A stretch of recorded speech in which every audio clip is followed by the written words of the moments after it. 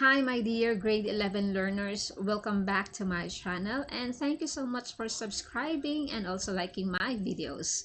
Okay, this one's is really for you. Okay, so for this lesson, we're going to have the module 8 or the week 8 of our English for academic and professional purposes. I do hope that you're done with your done submitting with your other modules because we're almost over with our quarter 1 and we're about to begin with our quarter 2. But before that, okay, this lesson ways in explaining a concept. Okay, this is more likely to help you improve on how you are going to make a concept paper and how to construct it in different ways. So there are 3 ways to how to do the concept paper, how to conceptualize your paper.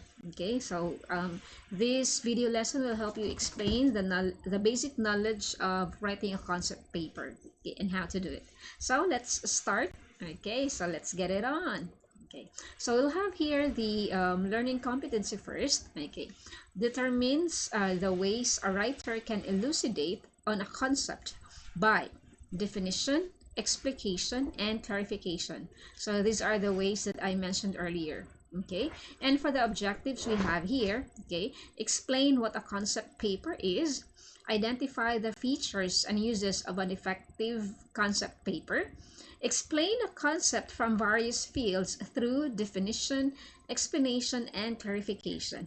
Okay, so these are the focus of this lesson. And again, yeah, help me remind myself that this is going to be an English language and also a mixture of of the Bisaya dialect. Okay, this one's for you. So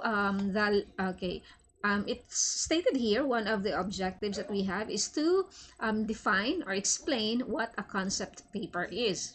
Okay, so what is really a concept paper? From the word concept, konsepto, di ba? So, nadyo ka idea, permero, una ka magbuhat or una ka magsuwat. Okay, so I think from our previous lessons, you are already familiar or it was already introduced the term project proposal. Okay, yes, so before you can have your project proposal, you need to have a concept on what to propose. Unsa man imong i-propose. Okay. So ana nimo ma-appreciate ang importansya sa concept paper because this is a summary document of what the project proposal is all about. Okay? This is the reason for conducting the project. How the project proposal will be carried out. Okay? Provides an overview of the project, and it also helps funding agencies eliminate proposals that are likely to be disapproved. Okay, so mo na siya ang main purpose sa ato ang concept paper. So mag-conceptualize ta. Okay, so katong sa writing na to, di ba? Kanang before ta maka mugna og nindot nga writing, so dapat na atay outlining. Okay, so inana pod ang iyang idea. Okay, so ato siyang i-conceptualize unsa di ay para panindot niya ako ang project proposal mo ni akong angay buhaton sa ako ang paper. Okay, so inana siya style. Okay, and we have here gimension ako ganina no nga kinahanglan ta mo pass og project proposal. So before ta makapass og project proposal, kay katong mga proponents, katong mga tao nga mo propose, okay, proponents, so they need to have this concept paper first before they can proceed to their project proposal. Okay, so mo na siya ang definition or unsaon paggamit ang concept paper. Okay, so gimension ganina sa objectives nga naay tulok sa objectives of the learning competency nga naay tulok ka pamaagi nga unsaon na to pag-explain nga to ang concept paper. Okay, so ang concept paper, okay, it has 3 ways. So we have the definition, the what else mentioned here, definition, we also have the explication and clarification. So first, the definition we have here, and by the way, for the usage, okay, paper has actually several uses, no?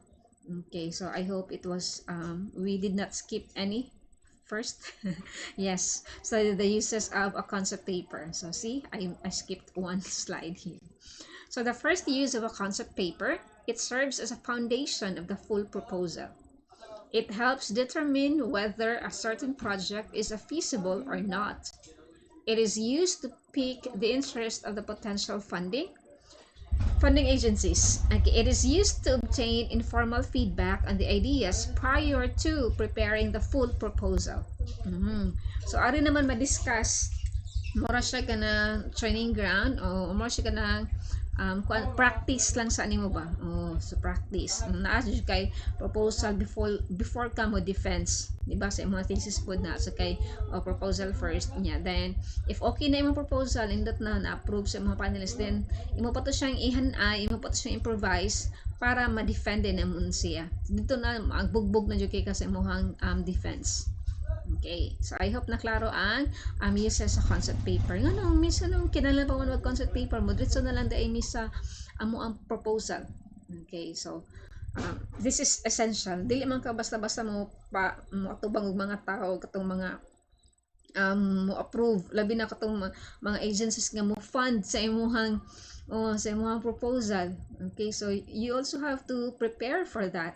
Okay, nga unsa man ni nako sila nga para mas maingganyo pa ni nako sila, ma-convince nako sila nga kani nga project is really good or has really something to use in the community. Okay, so mo na mag-concept paper ka. Pwede man ani mo ipabasa nila pwede ani mo ipabasa nila daan. Okay, or you present that first to your internal, okay, your internal group.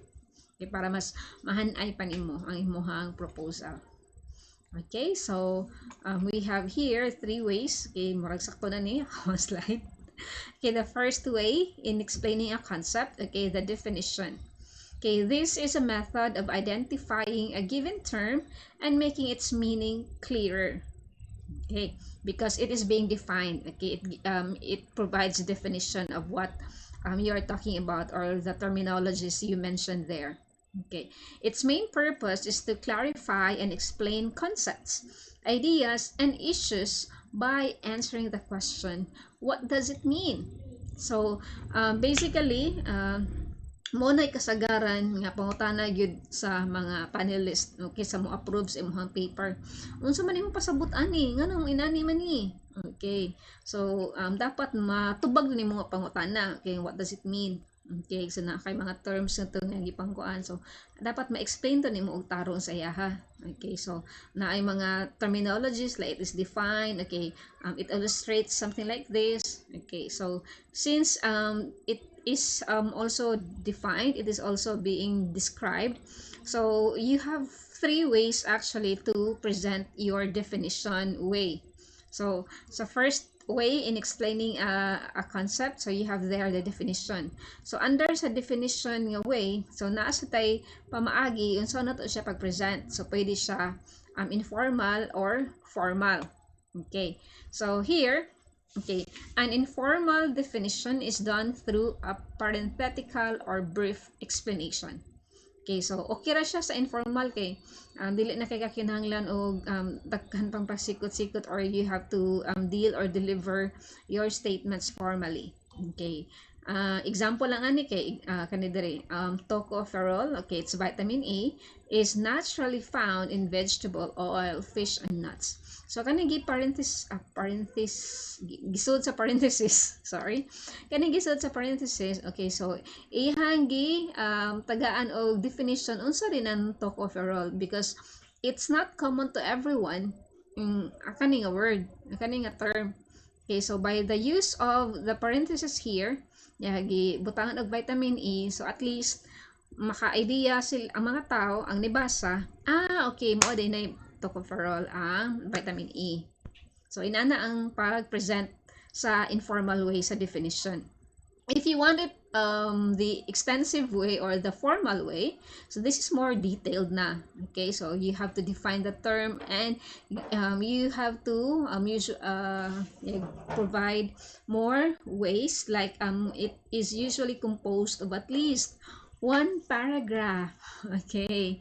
Yeah, so in this extended definition, since it's one paragraph, so most likely magamit nimo ang katong mga patterns of development nga to na discuss sa reading and writing skills. Okay, so hope inyo na nakita. Yeah. Kato na yung mga narration. Okay. So example here is, okay, we'll just read that to you. Okay, subsequent to materials design is the preparation of learning materials. Learning materials refer to both printed and non-printed objects and items that teachers and learners use to facilitate language learning. Nowadays, materials are becoming more and more sophisticated, incorporating authentic language samples and realias that help make a connection between classrooms and real-life activities. They also incorporate information and communication technology, parenthesis ICT, role plays, information gap activities, songs, tapes, transcripts, integrated macro skills, and explicit rubrics. Okay. So, inato siya ang dating, di ba? Paas na, unlike sa informal, di ba? Kung ako mapilion, estudyante, tapulan ng estudyante, mas okay lagi, preferred na ko ang informal, kay dali ra. So, inato ang style sa formal. To better present your ideas pa jud, kay you have to identify the important elements contained sa definition by using these signal words. Okay, kaya nag-explain man ka. Okay, so sa paggamit sa specific examples, these signal words can better help you with the presentation of your definition. Okay, so signal words we have as defined, for example, for instance, is defined as, means such as, and the last line here, to define, to illustrate. Okay. Ari na lang ko informal miss dali ra. Pero kung depende na sa imong gi-propose o sa imong gi-presenta, yes, asa sa nimo i-present. Okay, so most likely if it's academic, so it's especially for business pod, formal jud kasagaran. Pero kung sa inyo-inyoha lang, sa internal agreement lang, pwede ra jud nga informal na lang. Okay, pero at least as a student, you also have to be aware and to know how to have, it's always best suggested, okay, to have the the formal. Okay, formal siya dapat. Okay, at least kay informal dili naman kayo siya kinahanglan practice. So ato ni siyang i-enhance as academic students. Okay, enhance na to ang paggamit sa formal or the extended definition. Okay, the second way in explaining a concept we have here, explication. Okay, this is a method of explanation. Okay, explain, explicate.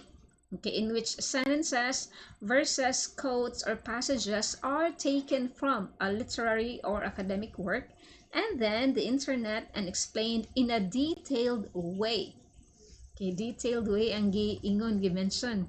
Okay. So, kung mag-explain kuno ka, dapat ang imuhang pag-present or pagbutang sa mga words, of course, apil sa na nga nagihan ay sa nimo tarong kay according to the academic man, literary or academic work man, importante man sa siya nga technique. Okay?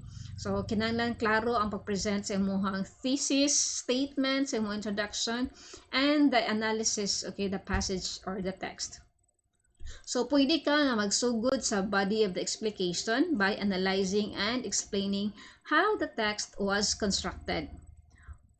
Ang kinahanglan lang o importante, dapat ang imong explication mag-end with a concise conclusion by restating your thesis statement and major arguments. Okay, so mo to imong ibutang sa imong conclusion.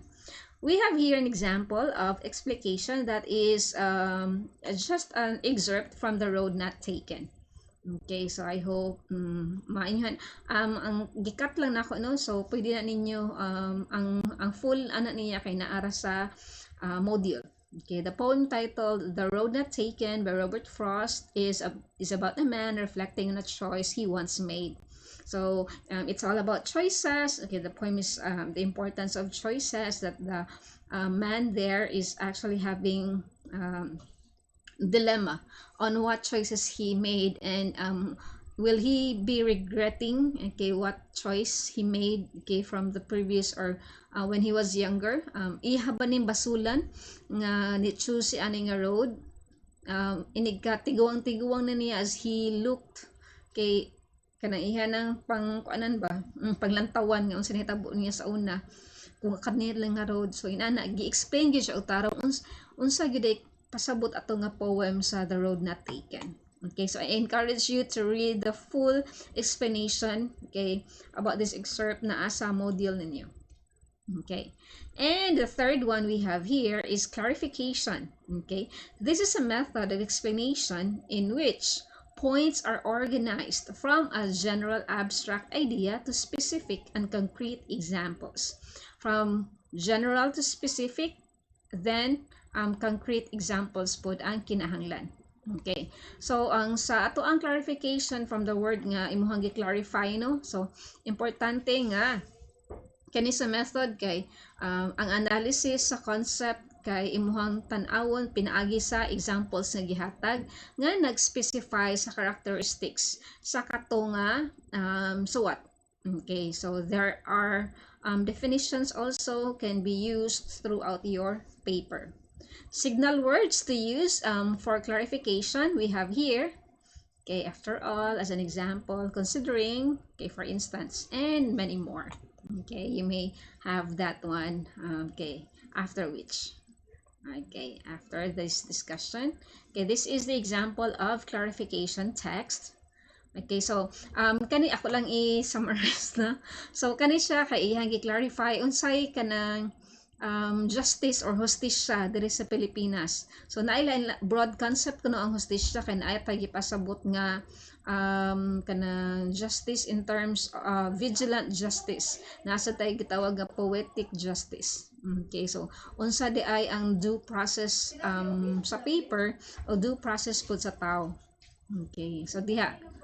So Mora to siya. Okay, that ends our discussion for the week 8. I hope it was clear. For further questions, please comment in the box below. And thank you so much for liking this video and also subscribe to my channel. Thank you so much and see you in my in our next lesson, week 9. Okay, thank you and keep safe everyone. Bye for now.